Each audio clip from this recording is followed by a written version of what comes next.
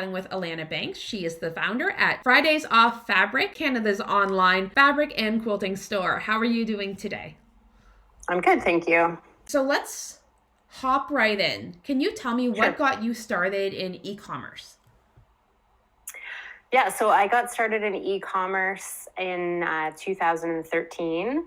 And basically, I just kind of fell into it. It wasn't like I had a business plan or anything major. I just really wanted to start a business. I was working full-time in PR.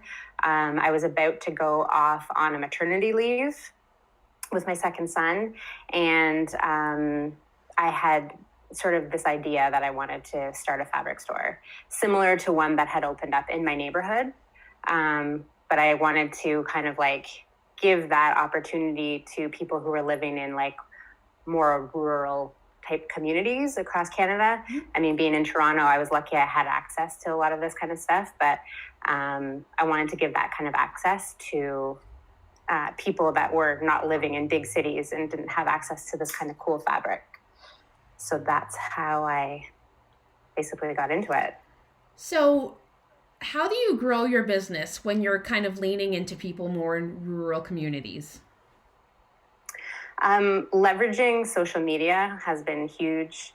That and email marketing, those have been, predominantly the ways I've marketed my business from the beginning. When I launched the business, I kind of just put up the Shopify store. That's the like website or like the e-commerce platform that I use. Mm-hmm. And I launched in March. It took me a couple of weeks to get a sale.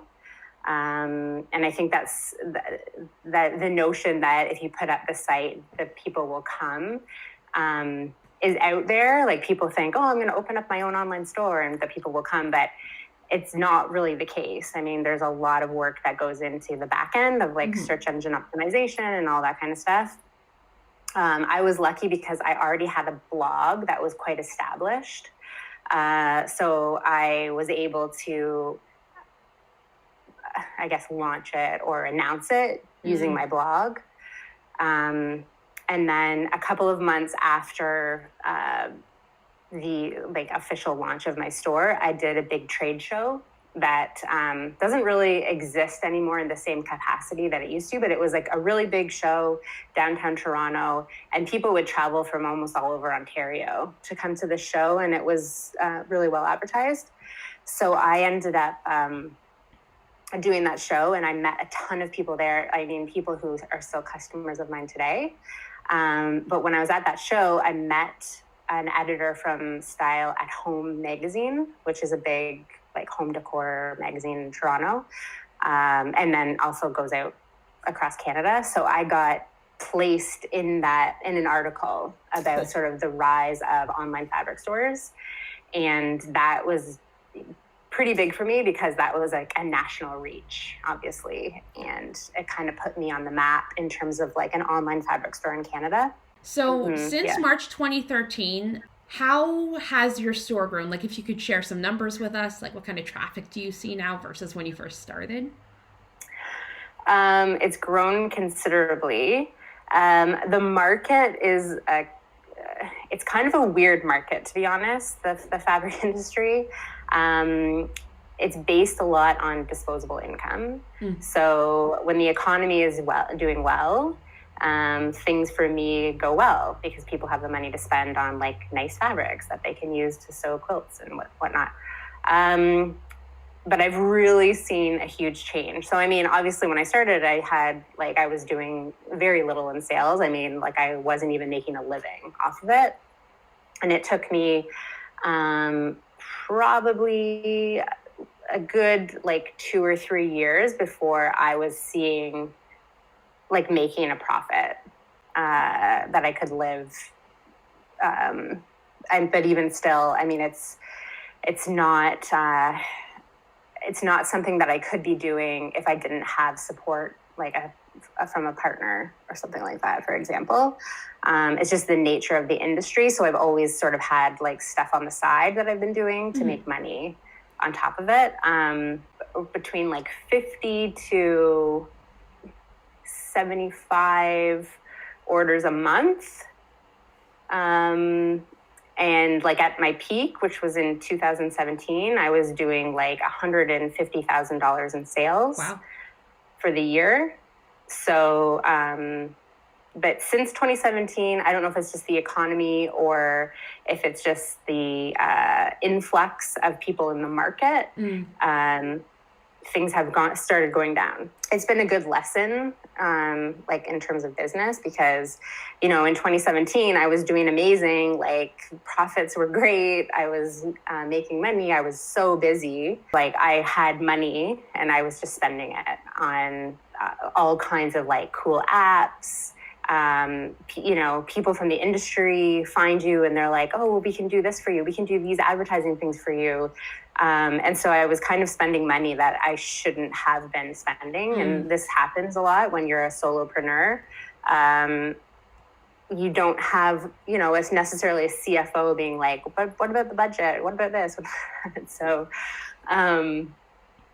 it's one of those things where I got myself into a little bit of trouble and then had to kind of come up with a way to streamline things and focus in on something that was more profitable than just selling the fabric, which is why I've decided to just focus on my fabric subscription. So it sounds like that's how you've been adapting. Could you elaborate on that a little bit more? Yeah, for sure. So initially I started the fabric subscription because I had too much fabric.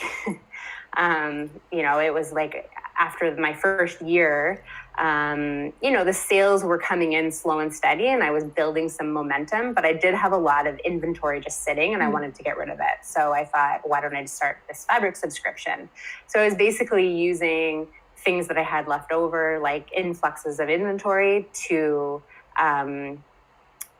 put together these monthly fabric bundles that I send out. Everyone gets the same bundle. Cool. Of premium fabric. So that's sort of how it started. And then it continued. It grew and grew and grew. And now we have, around 125 subscribers.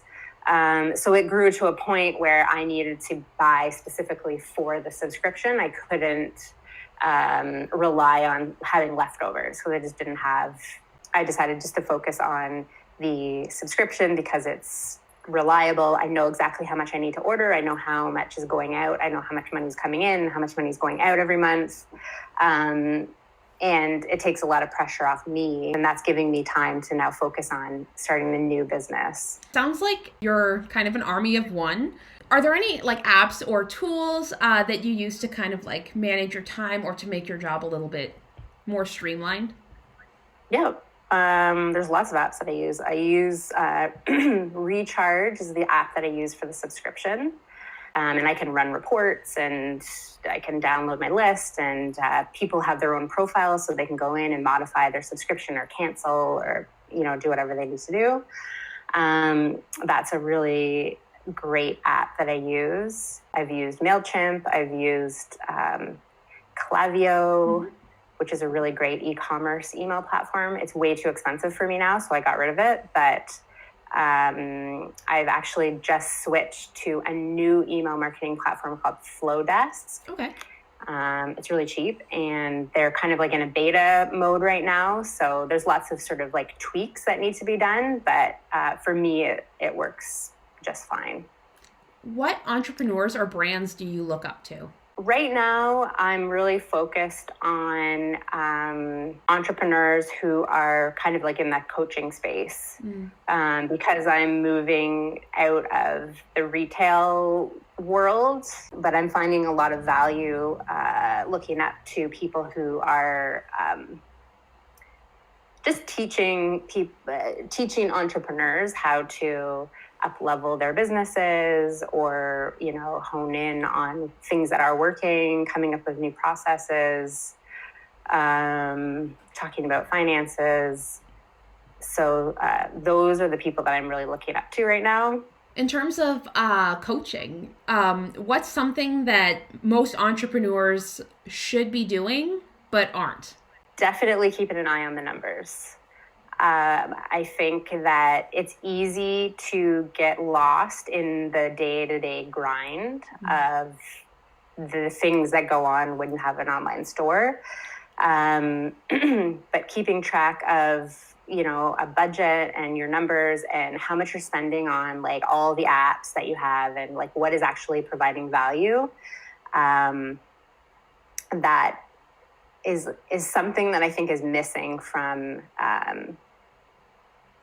that like sort of entrepreneurial world. It's sort of just like we're all focused on trying to make the sale and trying to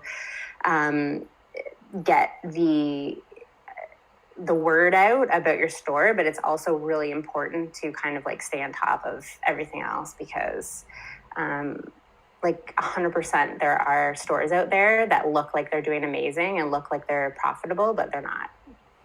It's a really great insight. So I don't mean to sound like a downer on the whole topic, but no, realist.